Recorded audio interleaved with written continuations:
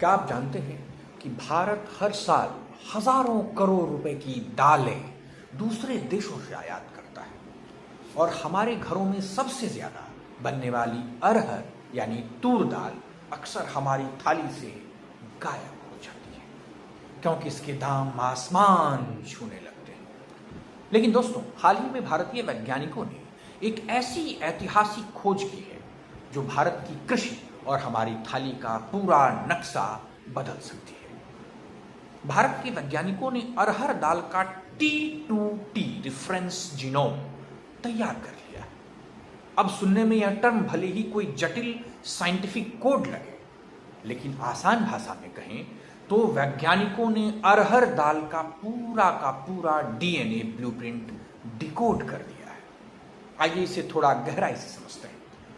आज जलवायु परिवर्तन की वजह से कभी बिन मौसम बारिश होती है तो कभी सूखा पड़ जाता है। नतीजा, हमारी फसलें बर्बाद हो जाती हैं। अब तक हमारे पास फसलों के जो जेनेटिक मैप थे वे अधूरे थे। साल 2011 में ICAR ने अरहर का एक ड्राफ्ट जीनोम बनाया था, यानी किताब के कुछ पन्ने गायब थे। लेकिन इस बार भारतीय कृषि अनुसंधान परिषद ने आशा नाम की अरहर की किस्म का टेलोमर टू टेलोमर यानी कि T2T रेफरेंस जीनोम तैयार किया है। इसका मतलब यह है कि इस पौधे के DNA का एक एक अक्षर यानी पूरे 11 क्रोमोजोम्स और 36,000 से ज्यादा जीन्स को A to Z पूरी तरह से मैप कर लिया गया है। और गर्व की बात यह है कि इसे पूरी दुनिया ने अरहर का ग्लोबल रेफरेंस जीनोम स्वीकार किया है। अब सवाल उठता है कि इस रिसर्च से आम किसान या आपके और मेरे जैसे आम नागरिक को क्या फायदा होगा। पहला फायदा, अब वैज्ञानिक ऐसी नई फसलें विकसित कर पाएंगे जो कम पानी में और बदलते मौसम में भी आसानी से उग सकेंगे। दूसरा फायदा, इससे ज्यादा उपज देने वाली और पोषक तत्वों से भरपूर अरहर की किस्में बनेंगी।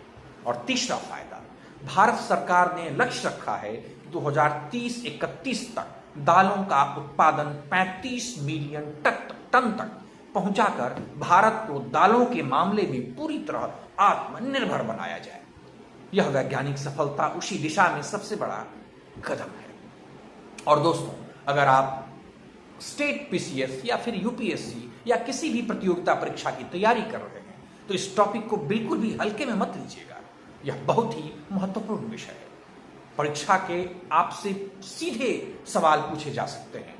प्रीलिम्स में इस तरह का सवाल पूछा जा सकता है। आपसे पूछा जा सकता है कि यह T2T रेफरेंस जीनोम किस किस्म पर आधारित है, तो जवाब है आशा किस्म पर। या फिर यह भी कि इसमें कितने क्रोमोजोम्स हैं। याद रखिए, 11 क्रोमोजोम्स और 22 टेलोमियर्स हैं।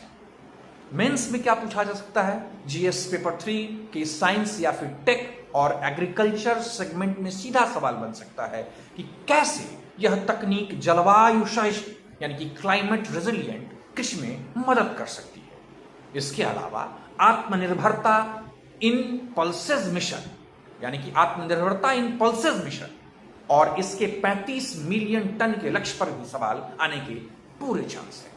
तो अगर आप छात्र हैं तो इस वीडियो से आपका एक पूरा करंट अफेयर्स का टॉपिक तैयार हो गया।